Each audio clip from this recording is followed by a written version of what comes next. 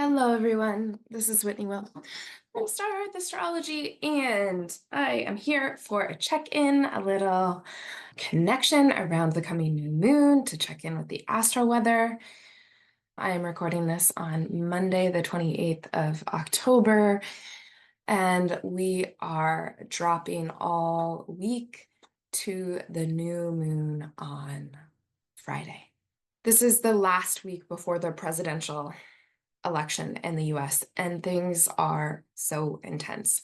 I'm noticing everything just feeling and looking just a little bit crunchier. Just there's a little bit of crisis in the air. People seem pretty short-tempered, and all of this intensity is building. And I really think we can't talk about the next week or the election, really, or the next few months without talking about Mars. Mars is moving very slowly through Cancer, going to station retrograde in Leo on December 6th at 6 degrees of Leo and move backwards to 17 degrees of Cancer. So we've already been in the shadow of the retrograde all of October. Mars is still not going retrograde for over a month, but one of the key features of the Mars retrograde is three oppositions with Pluto. One in the pre-shadow, one during the retrograde, and the third in the post-shadow. And Mars opposite Pluto is this kind of feeling of very intense fight or flight, of despair, right? Of I have to do something, otherwise I'm going to explode, the world is going to explode. The pressure is really up because Pluto is the trigger that makes things feel very life or death. I'm getting hot just talking about it. And Mars is how we assert our will. And so there's this feeling of pressure that our world that we are fighting for, that we feel very protective over, is being threatened. And that comes from the other side, regardless of the political side that you fall on, that we're protecting our way of life, our rights, these things that feel like the government should not get their hands on them. This is true regardless of where you are on the political spectrum, right? People react in this really intense way because stuff that is very close to their hearts about their way of life, that it's very scary for it to be threatened, is being threatened. So there is an explosiveness and this heating and this building up of tension. And it's not like this perfects and then dissolves quickly because we have Mars moving so slowly at this point. We just stay in this opposition. Now, what makes this first Mars-Pluto opposition significant as compared to the other two, and they're important, but what makes this one different is that this one happens in Cancer and Capricorn. And by the time we get to the next two, Pluto will be back in Aquarius, and the next two will happen between Leo and Aquarius. And what makes this different is that Cancer and Capricorn have a lot more to do with safety and this feeling of being protected and having a sense of security. And how do we protect the things we love? The Cancerian way is to be motivated by emotion and this nurturing and this emotional intimacy and what belongs in our home, who's in our tribe, who's in our village, how are we wrapping our arms around this thing to protect what is so close to home, versus Capricorn, which is going to be this more fatherly, traditionally fatherly energy of, okay, I can't dissolve into emotion. I'm going to make this wise decision. I'm going to concentrate power. I'm going to be connected to history and tradition and what's happening. And where this hits home, especially for the US, especially before the election, is that Pluto in Capricorn is the Pluto return of the US, specifically 27 degrees, very close where Pluto is now, where this opposition is taking place. This is the last gasp of the Pluto return of the Declaration of Independence.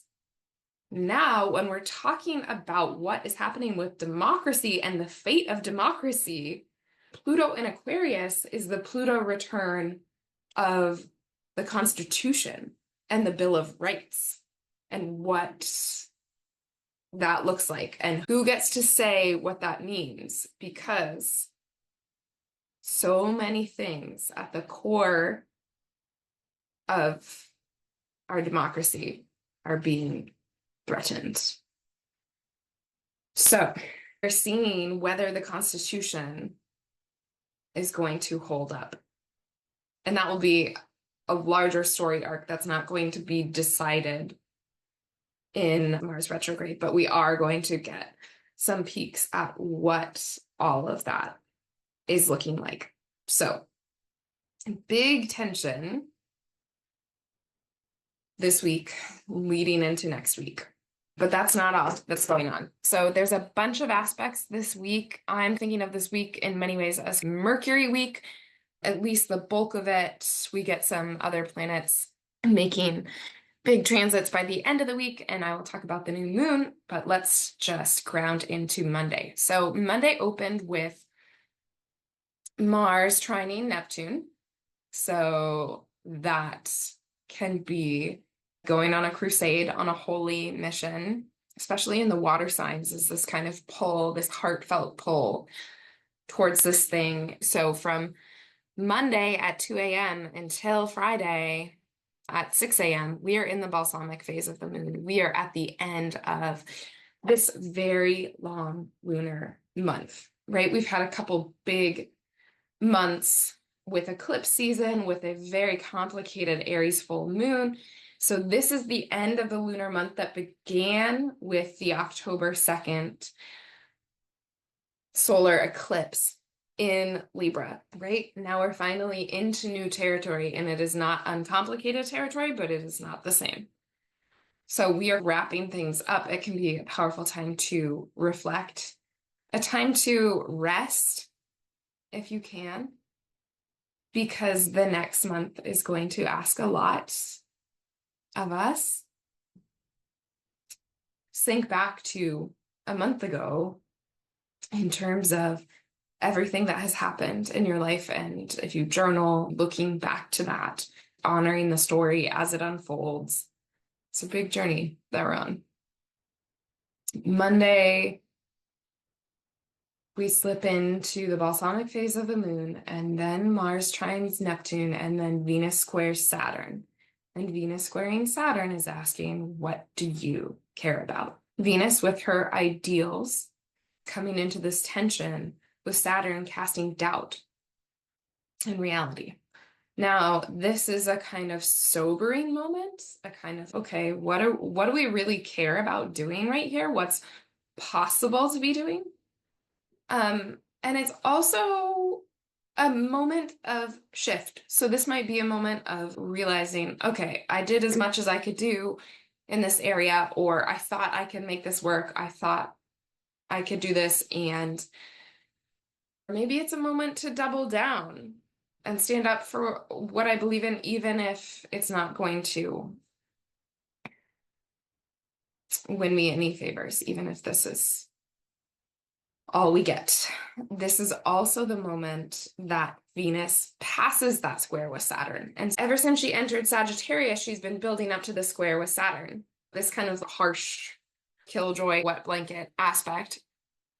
But now, after that, she is moving towards an opposition with Jupiter. So we have both benefics building for the rest of the week towards an opposition where they can see each other.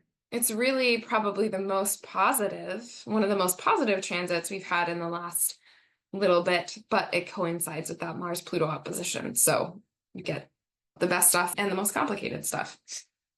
But I think that some of us will be writing one way, and some people will be writing both, which will be complicated, but an interesting ride for sure. By Wednesday, we have Mercury and Scorpio opposing Uranus.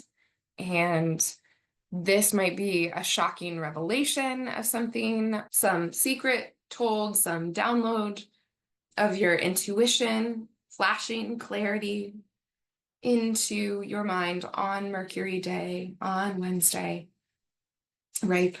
Some image for you to meditate on, some insight wrapping up, some kind of hyper focus that yields some kind of gem. On Thursday, we have Mercury trining Neptune. So we take that image and we paint it, and we use that painting as a meditation that helps us feel into the image, the insight, helps us process it in our emotional and spiritual body. And then we sink down towards Friday's new moon in the sign of Scorpio. I am going to pull up the chart here and we will look at it together.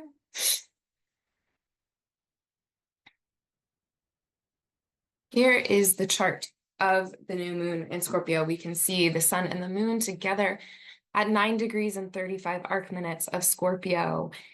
And they are trining Saturn at 12 degrees of Pisces. And I actually don't think that this is a too terrible trine, right? There's some doubt, perhaps, in it, but there's also a kind of sobriety. Perhaps there's a groundedness of we are not getting too carried away because Saturn is slowing it down. Now, there is in some ways this beautiful grand water trine between Mercury and Mars and Neptune. And so we really have this kind of crucible for our intuition and our emotion to feel and move into experiences that are pulling things up from the earth and down from the sky, down from those Neptunian clouds, constellating this moment of fascination and understanding and action.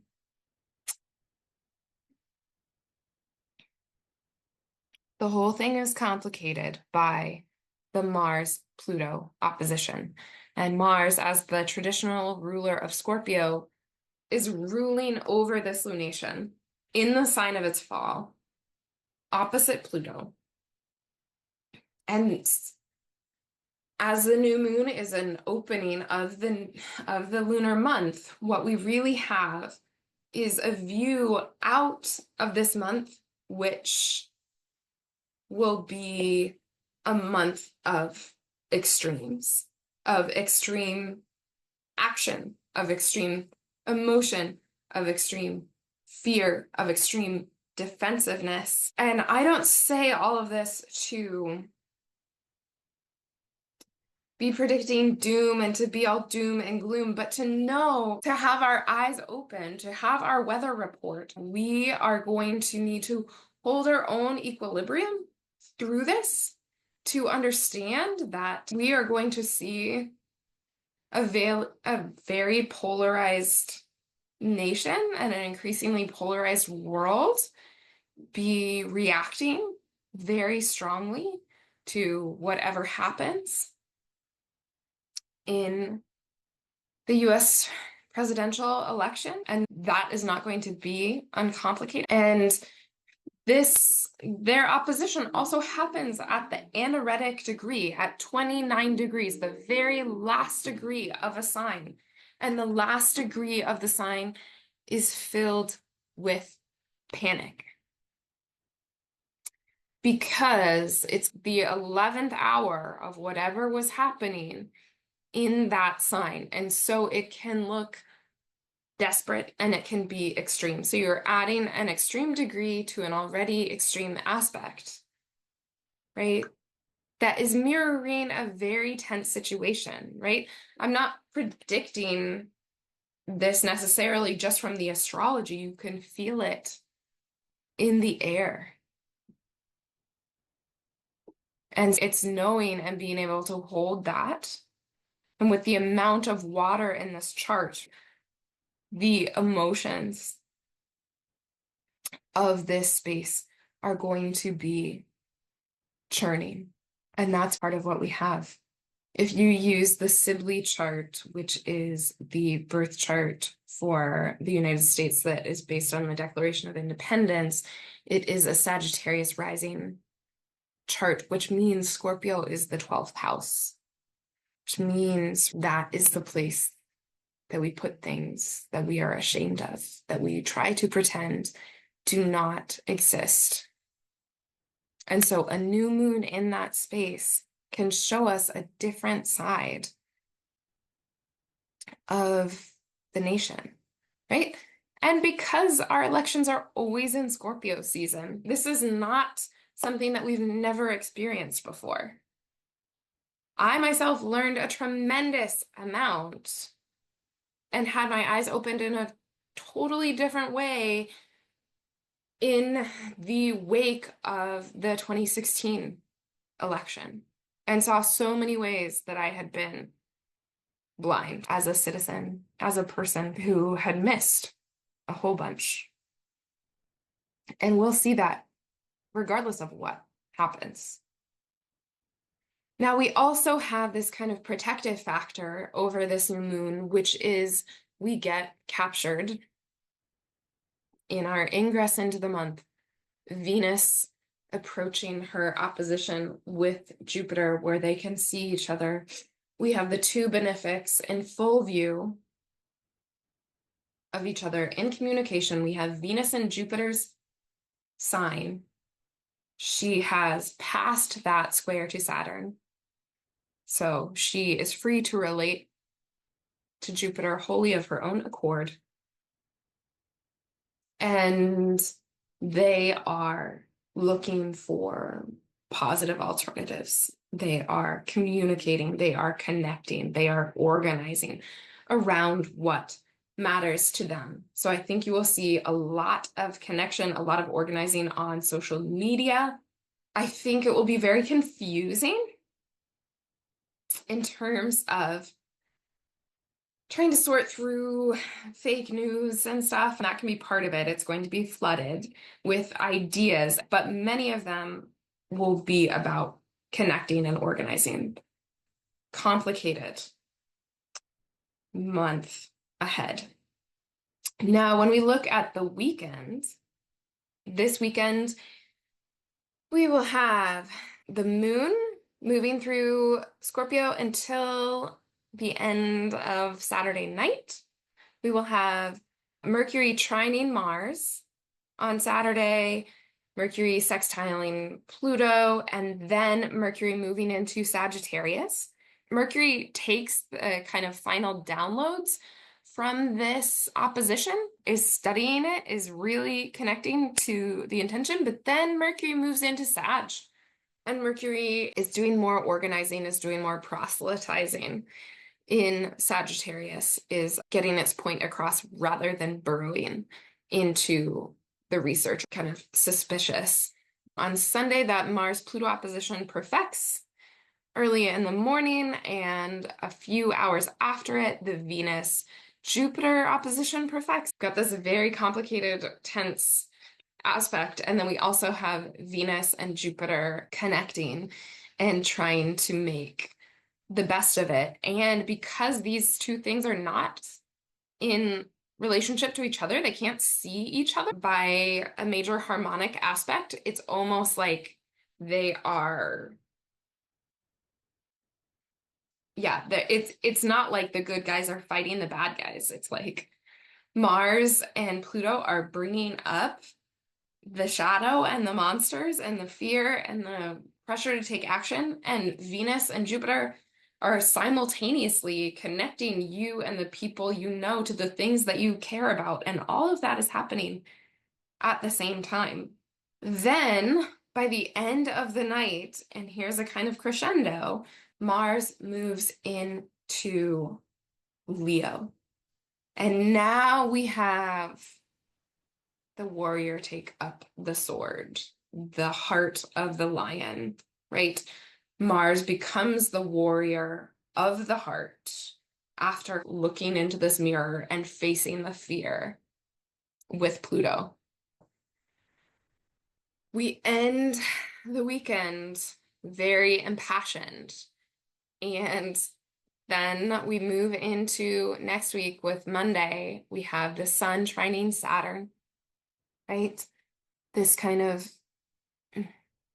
moment of studying, of sobriety, of doubt, perhaps.